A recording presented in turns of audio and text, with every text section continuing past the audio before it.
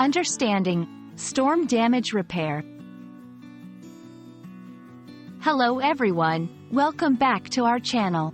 Today, we're going to explore a very practical and important topic, storm damage repair.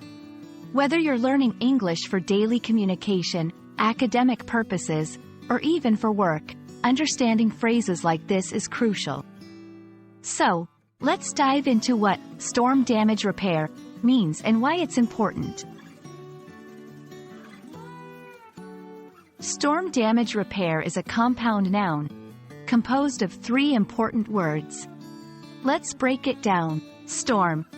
This refers to a violent weather condition with winds, rain, hail, snow, or thunder and lightning. Damage. This is harm or injury caused to something, in this case, due to the storm.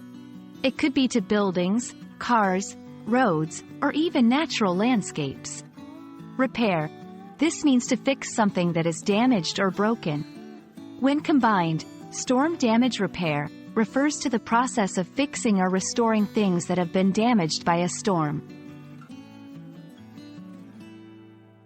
Storm damage can be extensive and affect many aspects of life.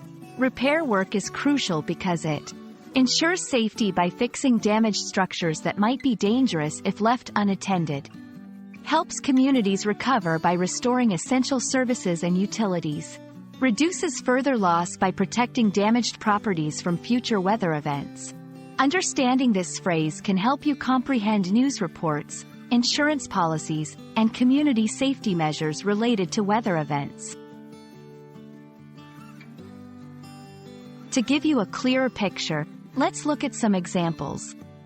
Roof repair. After a storm, roofs might have holes or missing tiles that need fixing. Tree removal. Fallen trees can block roads or damage homes, requiring removal or trimming. Power line restoration. Storms can knock down power lines, causing outages. Repair teams work to restore electricity.